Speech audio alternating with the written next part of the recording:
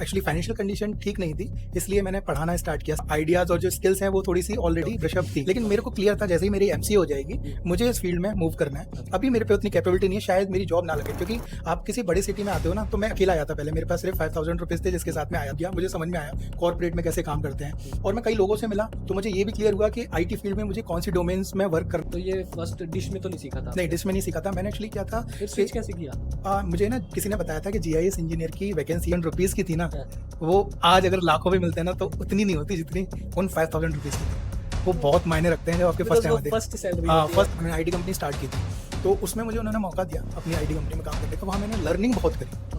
Welcome to my YouTube channel. Today we have Bharat with us, who is an international technical lead architect working in an MNC and have worked across UK, France, Dubai as well. And he has more than 12 years of experience in this industry.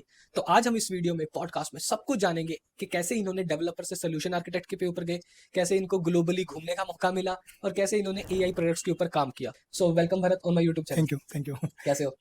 बिल्कुल बढ़िया, और अच्छा लग रहा है सारी audience से interact करके, ताकि बहुत सारे जितने डेवलपर्स हैं, स्टूडेंट्स हैं, मैं अपनी जर्नी शेयर कर सकूं, ताकि उनको भी मतलब जो एडवांटेज मुझे नहीं मिला स्टार्टिंग में वो उनको मिले, ताकि वो अपनी जो ग्रोथ है उस पर ध्यान दे सकें, और इतना टाइम ना लगे जितना टाइम मुझे लगा यहाँ तक आने में। सो ये वीडियो पूरा लास्ट तक देखना। आई एम प्रेटी श्योर आपको बहुत कुछ सीखने को मिलेगा, बिकॉज आज के जो एआई फील्ड जो है ओके ट्रेंडिंग है, तो उसमें हर किसी के मन में ये डर है कि यार 35 के बाद करियर खत्म हो जाएगा, फलाना ढिमकाना, राइट? तो इस वीडियो में आज हम सब मिथ्स ब्रेक करने वाले हैं। So over to you Bharat. हम चाहते हैं कि आप जैसे हमारे चैनल में फर्स्ट टाइम आए हैं, तो एक बार अपने बारे में बता दीजिए, क्या कहाँ से अपना कॉलेज किया, कहाँ से करियर स्टार्ट किया, कितनी सैलरी पे किया, और कैसे आज एक डेवलपर से आज आर्किटेक्ट लेवल रोल पे आप मूव कर गए। Okay, I am Bharat Dikshit. Basically I am from Vrindavan Mathura, Krishna ji की नगरी। वहाँ से स्टार्ट किया बेसिक। सभी जितने भी बड़े बड़े डेवलपर्स हैं या आर्किटेक्ट हैं, मुझे ऐसा लगता है इंडिया में जो बड़ी कंपनीज में काम कर रहे हैं कहीं ना कहीं से छोटे से ही स्टार्ट करते हैं, तभी वो इतनी बड़ी लेवल पे पहुंच पाते हैं। ऐसा नहीं होता कि स्टार्टिंग से आप फर्स्ट डे से आर्किटेक्ट बन जाओगे, या फिर फर्स्ट डे से आपकी सैलरी इतनी ज़्यादा हो जाएगी जो आप एक्सपेक्ट, मोस्टली आजकल की जो जनरेशन है वो करती भी एक्सपेक्ट।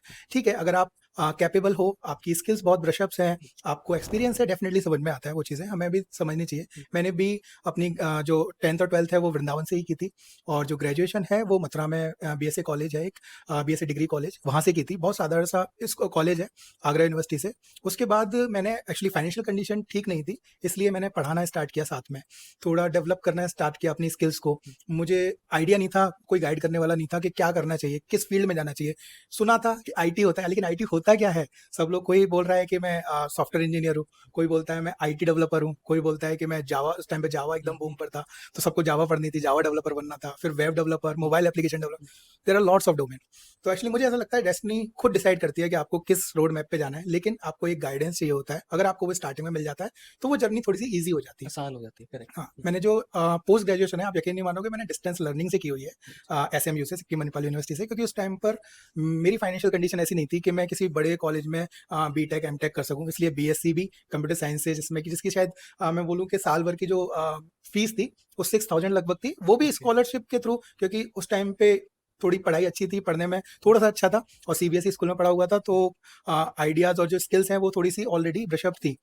तो मेरे को स्कॉलरशिप मिली, वो भी अप्रॉक्स आप समझ लो ग्रेजुएशन मैंने ऑलमोस्ट फ्री करी है, फ्री में कर। ठीक है। और पोस्ट ग्रेजुएशन एसएमयू से करी है 2 इयर्स की। तो 2014 में मैंने अपनी पोस्ट ग्रेजुएशन कंप्लीट की थी, और साथ में मैंने डिस टीवी में वर्क भी किया था। इसका मतलब मैं जब पोस्ट ग्रेजुएशन कर रहा था उस टाइम पे मैं वर्किंग था, मुझे एक्चुअली कॉर्पोरेट का एक्सपीरियंस चाहिए था। तो वो आपकी फर्स्ट टेक्निकल जॉब थी? फर्स्ट टेक्निकल जॉब नहीं थी, फर्स्ट मेरी जो जॉब थी डिस टीवी में थी, एक आउटबाउंड प्रोसेस था, और मैं इन्फॉर्मेशन कलेक्ट करता था, वो फीड करता था डेटा में, इस तरह की जॉब थी। लेकिन मेरे को क्लियर था जैसे ही मेरी एमसीए हो जाएगी मुझे इस फील्ड में मूव करना है। अभी मेरे पे उतनी कैपेबिलिटी नहीं है, शायद मेरी जॉब ना लगे, क्योंकि आप किसी बड़ी सिटी में आते हो ना, तो मैं अकेला आया था पहले, मेरे पास सिर्फ 5000 रुपीज थे जिसके साथ में आया था, और वो 5000 रुपीज भी मैंने ट्यूशंस पढ़ा के इस तरीके से कलेक्ट किए थे। अब मेरे पास बैकअप नहीं था, तो मुझे कुछ तो करना था। अब एकदम से आप आईटी की जॉब, कोई गाइडेंस करने वाला नहीं, कैसे करना है, और आपकी आईटी कंपनियां कौन सी ये भी नहीं पता था मुझे उस टाइम पर, तो बहुत ज्यादा मुश्किल था। मैंने कहा ठीक है, थोड़ा एक्सपीरियंस गेन करते हैं, थोड़ा सब्र रखा मैंने कहा एमसीए मेरी चल रही है, एमसीए के साथ साथ मैंने डिस टीवी में काम किया।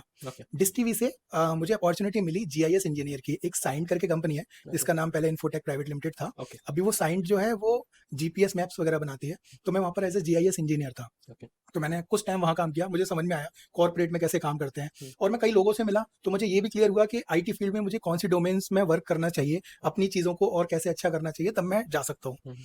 फिर मुझे 2014 में एक कंपनी थी, स्टार्टअप कंपनी, और मैं सच में बोलना चाहूँगा कि जो भी अपना करियर स्टार्ट कर रहे हैं और जिसको जो उनकी फर्स्ट कंपनी होती है ना, जो उनको मौका देती है बिना एक्सपीरियंस के, सच में दिल से धन्यवाद करना चाहूँगा उस कंपनी का। अगर वो नहीं होती तो शायद मैं आज यहाँ पर नहीं होता डेफ़िनेटली, ठीक है? इस पोज़ीशन पे नहीं होता जो मैंने स्किल गेन की है। हुँ। तो फर्स्ट जॉब जो थी मेरी बहुत ही साधारण सी जॉब थी, मैं जावा बेसिक पढ़ा हुआ था मैंने, तो फ्रंट एंड, बैक एंड पे थोड़ा-थोड़ा वर्क किया, सीखा भी, करा भी। इंटर्नशिप उन्होंने मैंने फर्स्ट ईयर कोई सैलरी नहीं ली थी।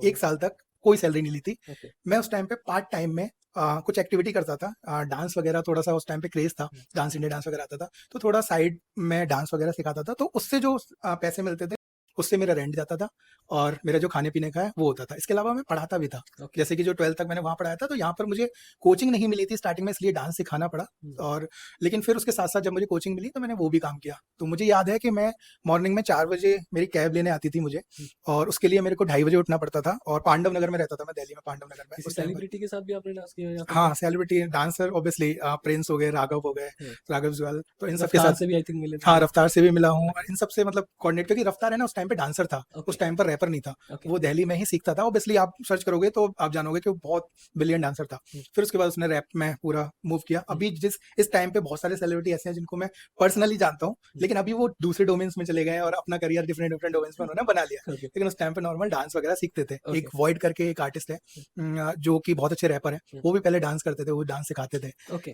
तो इस तरीके से जर्नी स्टार्ट हुई। हुँ, स्ट्रगल होता है, हुँ। आपको हार नहीं माननी है बस। उस टाइम पर बहुत कम सोने को मिलता था। तो फर्स्ट जब इतना स्ट्रगल किया था, आपने बोला मैंने फ्रंट एंड बेसिक सीखा, जावा सीखा, हुँ। तो ये फर्स्ट डिश में तो नहीं सीखा था नहीं, आपने? डिश में नहीं सीखा था। मैंने एक्चुअली क्या था फिर कि स्विच कैसे किया?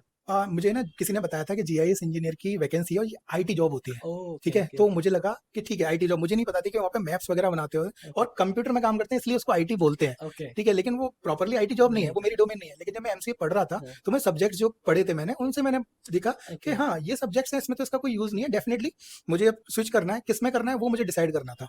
ओके। तो फिर तो जब आपने बोला मैंने 1 साल पैसे नहीं कमाए, हाँ, फिर जब फर्स्ट सैलरी ली तब कितनी ली? फर्स्ट सैलरी मेरी 5000 थी, कौन से ईयर में? 2015 में। 2015 में 5000 हाँ। रुपीज़। ओके। और आज तो और बहुत अच्छी और है। सच बता रहा हूँ, जितनी खुशी उस 5000 रुपीज़ की थी ना, हाँ, वो आज अगर लाखों में मिलते हैं ना, तो उतनी नहीं होती जितनी उन 5000 रुपीज़ की थी। वो वो बहुत मायने रखते हैं जब आपके फर्स्ट बिकॉज़ टाइम वो आती है। फर्स्ट सैलरी हाँ, होती है, फर्स्ट सैलरी होती है और आपको कोई मतलब रिस्पॉन्सिबिलिटी भी नहीं होती हाँ, उस टाइम इतनी। पे रिस्पॉन्सिबिलिटी नहीं होती है। मतलब खुद के ही होता है एक्चुअली होता हाँ, करते धीरे-धीरे जो मैं ऑब्जर्व कर रहा हूँ, हाँ, जैसे आपकी उम्र बढ़ती है, शादी होती है, बच्चे होते हैं, फिर डेफ़िनेटली आपका ना एक्सपेंसेस बढ़ जाते हैं। एक्सपेंसेस बढ़ जाता हाँ, है, मदर-फादर के लिए भी और किसी से बच्चों के लिए हाँ, भी। आपकी रिस्पॉन्सिबिलिटी तो बढ़ जाती है। वो इसलिए वो आपको शौक नहीं रहता बिकॉज़ हाँ। ऐसा होता है कि यार ये तो आया और इधर खर्चा इधर हाँ, चल। उस टाइम पर ये भी था कि हम लोग मतलब अभी जैसे मेरी डेवलपर लाइफ़स्टाइल है, तो हुँ, ठीक है, समझ में आता है कि हम 16 घंटे, 18 घंटे कोडिंग कर रहे हैं। हुँ, लेकिन ऐसा कुछ नहीं था, फिर भी मैं 18 घंटे काम करता था और 6 घंटे की सिर्फ़ स्नैप मिलती थी हुँ, मुझे कि ठीक है, एक बार हुँ, थोड़ा आराम कर लो, फिर सुबह कैब के लिए अलार्म बज जाता हुँ, था, क्योंकि आप कैब पर नहीं पहुँचोगे तो 1 दिन की सैलरी कट जाएगी।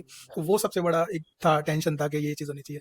जब मैं जीआईएस इंजीनियरिंग कर रहा था, तब मैंने थोड़ा-थोड़ा जावा बेसिक्स, और जैसे है ना वहाँ पे W3 स्कूल हुँ, उस हाँ, टाइम भी था, हुँ, बेसिक था, तो हम लोग सबने उसी में से पढ़ा होगा थोड़ा-थोड़ा, करेक्ट, तो मैं उसी में से पढ़ता था। ऐसी कोई एडवांस टेक्नोलॉजी उस टाइम पे थी, चैट जीपीटी वगैरह कुछ था नहीं, कि हम यूट्यूब भी इतना हाँ, ज़्यादा प्रोग्रेसिव नहीं था नहीं कि था। प्रॉपर वो महँगा मिल था, रहा है। लोगों के वाई-फाई जिनके लगे होते थे वो हाँ, यूज़ उस करते टाइम थे। पे 1 जीबी डेटा मिलता हाँ, था और उस करेक्ट, पे W3 स्कूल एक बार में खुल जाता था, तो उसी के थ्रू हमने पढ़ाई की। अब जब मैंने 1 साल जब काम किया ना, हुँ, उससे मुझे बहुत सारी चीज़ें सीखने को मिली, अच्छा, क्योंकि सिर्फ़ पढ़ने से काम नहीं चलता, आपको प्रैक्टिकल थिंग्स जानना बहुत ज़रूरी है कि कैसे काम कर रहे हैं। आपने एक थ्योरी पढ़ी, थ्योरी तो मैं एमसीए में भी, किताबों में भी पढ़ रहा था। हुँ, लेकिन जब उसका प्रैक्टिकल यूज़ केस देखा कि हुँ, क्या-क्या प्रॉब्लम्स आ सकती हैं, हुँ, जो वहाँ के जो ओनर थे ना, वो एमएनसी में काम कर रहे थे और साइड में अपना स्टार्टअप चला रहे थे। अच्छा, तो वो उनकी आईटी कंपनी थी। ओके, उन्होंने आईटी कंपनी स्टार्ट की थी।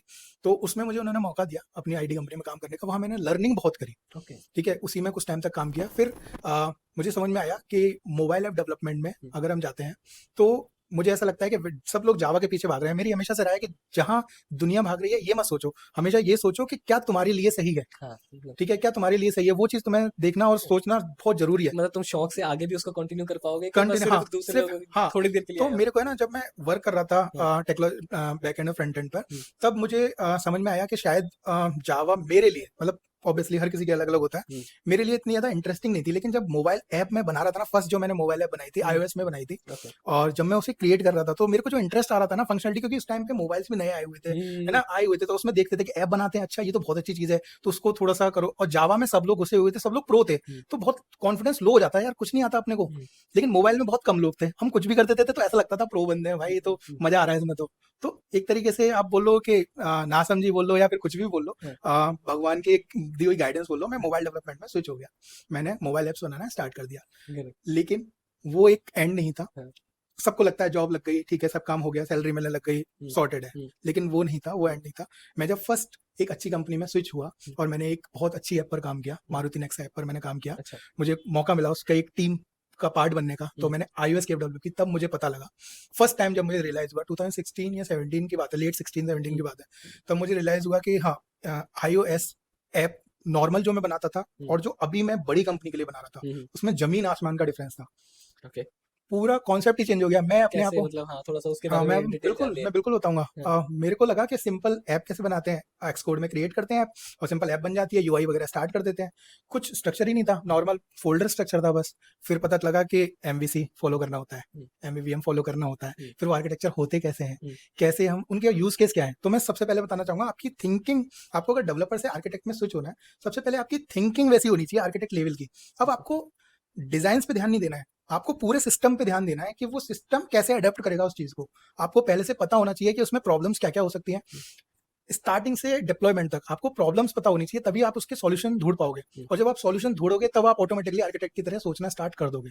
ओके सिर्फ मोस्टली लोग क्या करते हैं कि उनको एक दो स्क्रीन बनाने को दी गई, वो लग जाते हैं बिना सोचे समझे क्या है पीछे, क्या था इस ऐप के, आगे क्या था। आजकल एमएनसी में एक मॉड्यूल मिलता है आपको काम करने को, पूरी ऐप तो मिलती नहीं है। वही लेकिन आपको समझना चाहिए कि वो जो ऐप बनी है किस आर्किटेक्चर पे बनी है, हमें क्या फॉलो करना है, हम क्या कंट्रीब्यूट कर सकते हैं उसमें, उस तरीके से वर्क करना हमें सोचना तो पड़ता है। ये आपने बहुत अच्छी इन्फॉर्मेशन शेयर करी बट यहाँ से मेरे अब दिमाग में क्वेश्चन आ रहा है कि जैसा आप गए थे यूके वहाँ पे हम्म, आपने 2 साल स्पेंड करे थे हम्म, तो वो जो थिंकिंग है सिस्टम डिजाइन की या आर्किटेक्चर की हम्म, वो कैसा एक रोड मैप रहता है कि बंदा वो आपने प्रैक्टिकली चीजें देखी है हम्म। तो आप प्रैक्टिकली क्या एक रोड मैप सजेस्ट करोगे? प्रैक्टिकली मैं रोड मैप यही सजेस्ट करूंगा डेवलपर से, अगर आर्किटेक्ट पे जाना है तो हम्म, आपको पहले आपको एक स्टैक पे ध्यान देना पड़ेगा, ठीक है। फिर आपको रेस्पॉन्सिबिलिटी, आपको मैंने बताया ना कि स्क्रीन के तरीके से नहीं देखना है, आपको पूरे सिस्टम के तरीके से देखना है।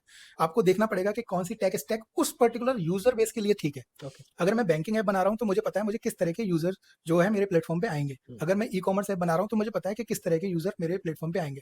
तो मुझे उस थिंकिंग से सोचना पड़ता है। प्लस आपको स्केलेबल ऐप, परफॉर्मेंस ऑप्टिमाइजेशन, इन सब चीज़ों के बारे में भी सोचना पड़ता है, क्योंकि मेरी ऐप जो है सिर्फ और सिर्फ 100-200 लोगों तक नहीं पहुंचने वाली, वो हजारों, लाखों, करोड़ों लोगों तक पहुंच सकती है। और प्लस और हाँ, इंटरनेशनलाइजेशन भी होगी हाँ, क्योंकि मैं यूके में काम किया तो एनएस एंड आई ऐप थी। ओके तो एनएस एंड आई ऐप जो है वो यूके की बहुत अच्छी national savings and investment bank है। ओके तो उसका जो यूजर बेस है बहुत लार्ज है, ऑलरेडी लार्ज है। वो ओके नेटिव में बनी हुई थी, रिएक्ट नेटिव में हमने स्विच किया उसे। ठीक है तो आर्किटेक्चर जो हमने ध्यान में रखा कि जो ऑलरेडी, मतलब कई सारे पॉइंट्स हमें ध्यान में रखने पड़ते हैं कि किन किन लोगों के लिए हम ऐप बना रहे हैं। उसमें हमें चैलेंज जैसे कि आए, जो डिसेबल्ड लोग होते हैं, फिजिकली डिसेबल्ड लोग होते हैं, उनको भी ध्यान में रख के वो ऐप बनानी हाँ पड़ती है। करेक्ट है तो हमने उसमें फंक्शनैलिटी इस तरीके से इन्वेंट की, उसको ऑप्टिमाइज किया ऐप को। वो सारे फीचर्स हमें ऐप के स्टार्टिंग में डिसाइड करने पड़ते हैं। ओके आपको ये नहीं है कि आप ऐप स्टार्ट कर दी फिर उसके बाद सोच रहे हो। तो वो पूरा सिस्टम डिजाइन, आर्किटेक्चर मैंने कंप्लीटली बनाया, ठीक है ठीक है। फिर सारी जो टीम्स थी उनसे डिस्कस किया, जब अप्रूव हुई वो सारी चीजें। और सबसे बड़ी सिक्योरिटी, बैंकिंग ऐप जो होती है उसमें सिक्योरिटी मेन कंसर्न होता है। आपकी सिक्योरिटी बहुत फास्ट और बहुत ज्यादा स्ट्रांग होनी चाहिए। तो आपकी ऐप जो बहुत ज्यादा स्मूथ होनी चाहिए और यूजर फ्रेंडली होनी चाहिए, सिक्योर बेस होनी चाहिए। इन सब चीजों पे हमें ज्यादा ध्यान देना चाहिए। प्लस अगर वो स्केल करे ऐप तो फटनी नहीं चाहिए। हाँ करेक्ट उसके लिए क्या करना पड़ता है, हमें मॉड्यूलर आर्किटेक्चर यूज करना पड़ता है, मॉड्यूल्स में बनानी पड़ती है ऐप को। तो आप इस चीज को फॉलो कर सकते हैं। आप एक टेक स्टैक फॉलो कीजिए, उसके बाद एक छोटी सी ऐप बनाइए, उसके सारे प्रॉस एंड कॉन्स देखिए, ठीक है। फिर आपको डिप्लॉयमेंट जो चाहिए वहां पर भी प्रॉब्लम आ सकती है। अगर आपने ऐप रिएक्ट नेटिव में या नोड जेएस में बैकएंड बनाया या फिर जो भी आपने टेक स्टैक यूज करिए, उसके अकॉर्डिंग आपको सीआईसीडी पाइपलाइन के बारे में सोचना हाँ पड़ता है, करेक्ट उसके रूल्स के बारे में सोचना पड़ता है, क्या क्या रूल्स उसमें फॉलो करने हैं हमें। तो ये पूरा रोड मैप आपको स्टार्टिंग में सोचना पड़ता है। एज ए डेवलपर मैं क्या सोचूंगा, मुझे ये स्क्रीन दी गई है, मेरे को इस पे काम करना है, करेक्ट बस। लेकिन इसके अलावा 90% जो चीज़ है वो आर्किटेक्ट सोचता है। तो वो ओके चीज़ों पे मेन फोकस करना है। ओके इसमें आपका एआई का यूज केस आपने बोला था कि आपने हाँ, एआई प्रोजेक्ट्स पे भी काम किया है हाँ, मैंने तो 2000। किस टाइप का where we are going ahead in like in this era हुँ, आप बोलो ना एआई इज द फ्यूचर हुँ, तो आपने तो लाइव यूज केसेस देखे हाँ, तो उसमें से कुछ यूज केस हमारी ऑडियंस के साथ शेयर करो जो आप बिल्कुल। वेबसाइट्स पे मुझे बता रहे थे हाँ, ऑफलाइन तो वो एक बार थोड़ा सा मैं जिस्ट दो बताता हूँ। हमारी ऑडियंस को ताकि समझ आए कि हाँ यार एआई में हम यहाँ पे ये गैप था जिसको हम्म। कवर कर सकता है एआई। ओके, पहले क्या होता था, हमारा हेल्थ केयर जो सिस्टम था, आप पहले नहीं, आप अभी भी देखोगे, जिन एक्चुअली मैंने चिकित्सा डॉट आईओ पर वर्क किया था 2023 में, जो अब विगोरस डॉट एआई के नाम से है ओके। सॉफ्टवेयर, जिसके बारे में मैं आपको बता रहा था। हम्म। तो वो एक हेल्थ केयर प्लेटफॉर्म है, AI powered health care platform है। ओके। उसमें होता क्या है, कोई भी डॉक्टर प्रिस्क्रिप्शन लिखता है तो कई बार हमें समझ में नहीं आता है, हम्म। या कभी केमिस्ट को समझ में नहीं आता। हम्म। तो एआई का क्या रोल था, एआई ऑटोमेटिकली उस हैंड राइटिंग को डिटेक्ट करता था अच्छा। और उसको सिंपलेस्ट फॉर्म में इंग्लिश में दवाइयाँ लिख के आपको दे देता था। ओके। सबसे बड़ी प्रॉब्लम जो ब्रेक थ्रू था वो ये था, हाँ। ये अभी तक किसी भी ऐप ने नहीं किया था। ओके। तो वो कैसे पॉसिबल हो पाया, सिर्फ और सिर्फ एआई की वजह से। ओके। क्योंकि एआई इंटरनली कैसे वर्क करता है उस पर भी हम बहुत बड़ा डिस्कशन कर सकते हैं, हाँ। लेकिन वो उस टॉपिक के बारे में नहीं है।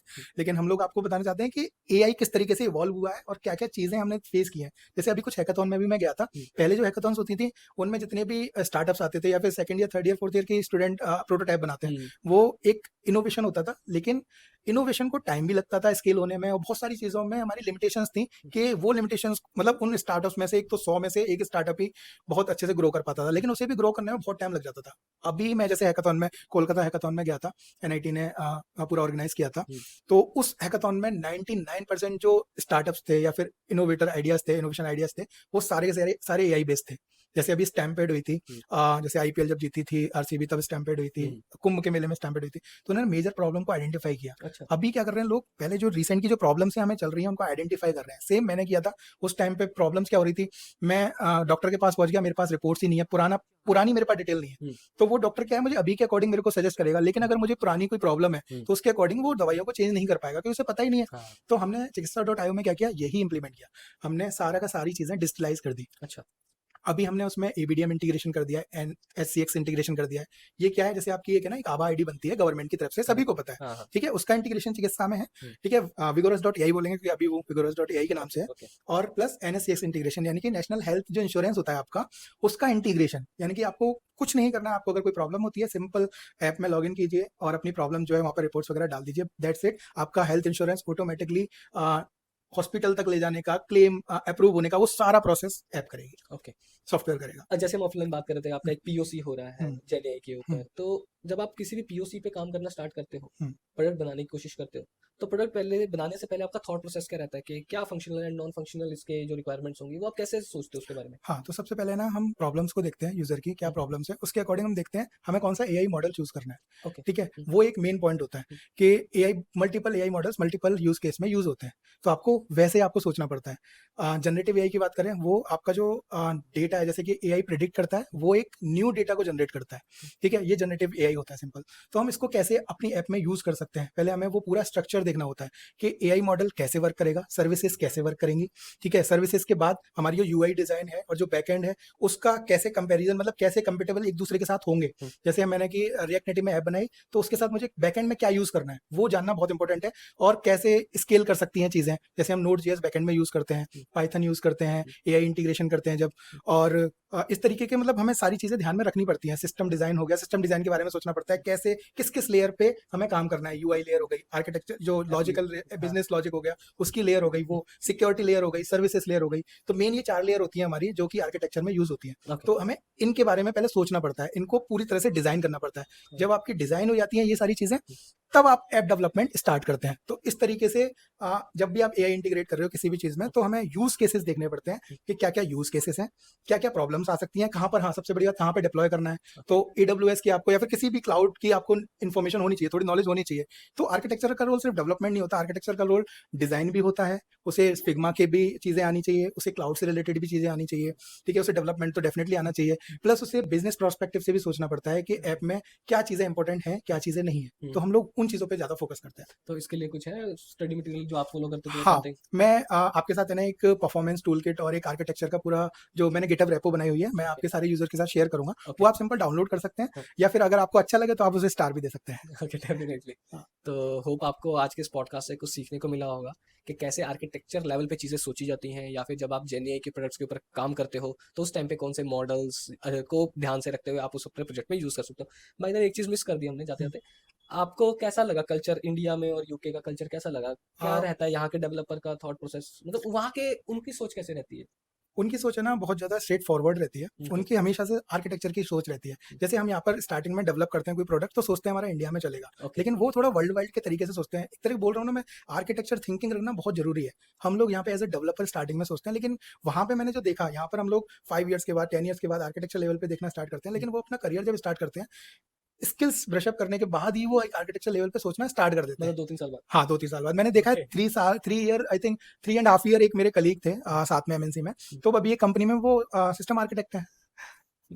3 प्लस ईयर एक्सपीरियंस है उन्हें। ओके सो इनको भी कंपनी ने भेजा था, कौन सा वीजा था जो कंपनी ने? स्किल्ड वर्कर वीज़ा पे गया था मैं। ओके स्किल्ड वर्कर वीजा पे गए थे। हाँ, तो इस वीजा के बारे में हम एक नेक्स्ट पॉडकास्ट में बात करेंगे कि कितने तरह के वीजाज होते हैं और कैसे आप अपनी साइड से भी जा सकते हो अगर कंपनी आपको नहीं भेज रही है तो वीजा के बारे में एक पॉडकास्ट हम नेक्स्ट टाइम कर लेंगे। होपफुली आपको इस पॉडकास्ट से बहुत कुछ सीखने को मिला होगा। So thank you once again thank you. Bharat for coming thank you. And sharing your knowledge with my audience. Thank you अगर सो आपकी मच। वीडियो अच्छी लगी है तो चैनल जरूर सब्सक्राइब करना और भरत का लिंक्डइन लिंक आपको डिस्क्रिप्शन में जरूर मिल जाएगा। इस वीडियो में सिर्फ इतना ही। ऐसी और अमेजिंग पॉडकास्ट देखने के लिए चैनल जरूर सब्सक्राइब करना। Thank you so thank much, you. Bye bye. Thank you.